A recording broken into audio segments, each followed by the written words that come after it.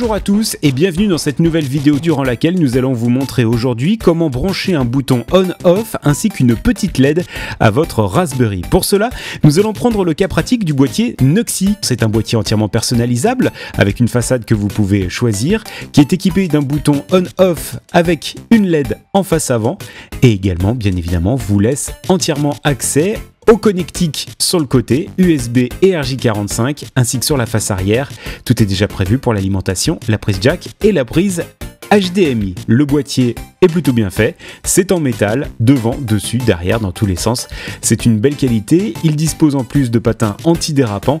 On est véritablement sur quasiment ce qui se fait de mieux en termes de boîtier. Ça nous donnera l'occasion, en plus, de faire un petit tuto pour le montage de ce boîtier. Pour cela, bien évidemment, on va commencer par la carcasse en elle-même, puisque le boîtier vous est livré totalement démonté. À côté, le capot que vous avez choisi selon vos goûts, puisqu'il y en a plusieurs de disponibles. Vous recevrez également un petit sachet d'accessoires et de visseries, sans oublier bien sûr le bouton on-off équipé de la LED, des quelques petits câbles pour relier l'ensemble, et on n'oublie pas le Raspberry Pi, le 2 ou le 3, les deux sont compatibles pour le boîtier.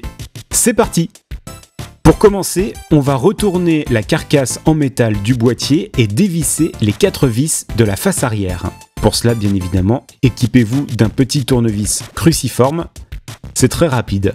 Ensuite, on retourne le boîtier et nous allons désormais isoler et surélever le Raspberry Pi. Pour cela, on va se servir du petit sachet d'accessoires, à l'intérieur duquel vous allez retrouver les patins antidérapants que l'on mettra à la fin, les dissipateurs thermiques à coller directement sur les puces de votre Raspberry Pi. Ils sont équipés de bandes autocollantes, vous avez juste à les positionner directement sur les microprocesseurs. Ce qui va nous intéresser pour le moment, ce sont donc les entretoises en plastique. Pour cela, il va falloir prendre le petit écrou. L'écrou vient sur le dessus du Raspberry et l'entretoise, vous n'avez qu'à la visser par en dessous. Ne vous trompez pas de sens, sinon vous ne pourrez pas insérer votre Raspberry dans votre boîtier. On accélère un petit peu la procédure, vous imaginez bien qu'il s'agit de la refaire dans les 4 coins. Voilà, le Raspberry à présent est surélevé et bien fixé par les 4 entretoises fixées par les écrous. Étape suivante, on va s'intéresser à présent au bouton. Et là, c'est un moment important puisque le bouton livré dispose de 4 connecteurs. 2 pour le bouton on-off et 2 pour la LED. L'objectif de cette étape est simple, identifier la polarité plus-moins de la LED, indiquée directement sur le plastique du bouton. Vous allez donc avoir 4 fils qui vont se brancher à votre Raspberry. Peu importe la couleur des câbles que vous allez relier finalement, mais on vous invite bien sûr à noter quelle couleur est connectée à quel connecteur pour pouvoir vous y retrouver par la suite. Si vous êtes perdu à cette étape du montage, je vous rappelle que le plus important est d'identifier sur votre bouton la polarité de la LED, plus et moins. Le reste n'aura pas d'incidence, notez juste les couleurs auxquelles vous allez relier chacune de ces bornes. Il ne vous reste plus qu'à insérer délicatement le petit joint d'étanchéité autour du bouton. À ce moment de la procédure, on vous conseille d'insérer dans votre Raspberry votre carte micro SD avec l'image de Recalbox que vous aurez préinstallée et flashée avec le logiciel Etcher, puisque vous allez voir qu'après, la carte micro SD n'est pas facilement accessible. Ça vous évitera à tout avoir à démonter par la suite. On va donc à présent présenter et fixer le Raspberry dans votre boîtier. Et vous voyez bien que grâce aux entretoises, le Raspberry tombe pile poil avec les prédécoupes du boîtier. Il suffit donc à présent de visser votre Raspberry à l'aide des petites vis en inox à tête fraisée qui sont fournies. Il suffit de répéter l'opération sur les 4 coins pour ajuster proprement votre Raspberry à votre boîtier. Inutile de serrer comme un malade. N'oubliez pas que derrière, vous vissez sur des entretoises en plastique plutôt mou. Étape suivante, on va à présent donc insérer le bouton dans votre boîtier. Quel que soit le modèle que vous ayez choisi, l'ancien modèle ou le nouveau, je vous rappelle que les deux sont toujours disponibles, il suffit simplement de le mettre soit sur la face avant, soit sur le côté, et de glisser donc tous les câbles et de prendre la rondelle écrou pour visser et verrouiller le bouton. Voilà, il est maintenant bien stable. Nous allons donc à présent brancher les câbles que vous venez de passer directement au port GPIO de votre Raspberry. Pour cela, on vous a préparé plusieurs schémas. N'hésitez pas à faire pause dans cette vidéo pour pouvoir les regarder de plus près. Alors, comme vous pouvez le constater, votre Raspberry est équipé d'un port que l'on appelle GPIO qui est composé de 40 broches.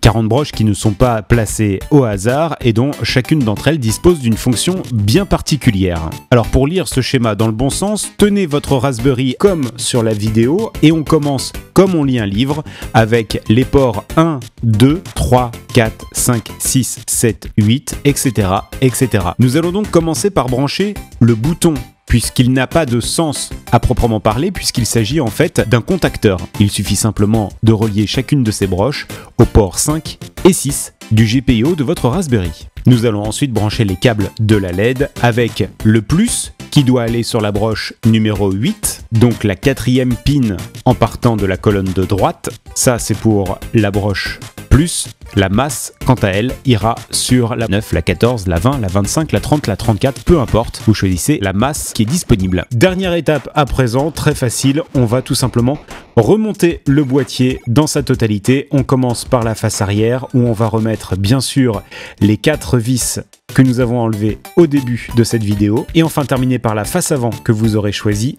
Alors je ne vous le cache pas, nous sommes particulièrement fiers de cette petite création en découpage laser estampillé Recalbox. Cherchez pas, c'est une création unique et originale. Ultime étape avant de pouvoir profiter pleinement de votre boîtier, je vous invite à démarrer votre Recalbox, à la connecter à votre réseau et à vous mettre derrière votre ordinateur en ouvrant votre navigateur internet. Vous allez vous rendre sur l'interface web de votre Recalbox en tapant directement Recalbox sur la barre d'adresse de votre navigateur. À l'intérieur, je vous invite à aller dans l'onglet recalbox.conf afin de pouvoir régler les paramètres de configuration de votre Recalbox.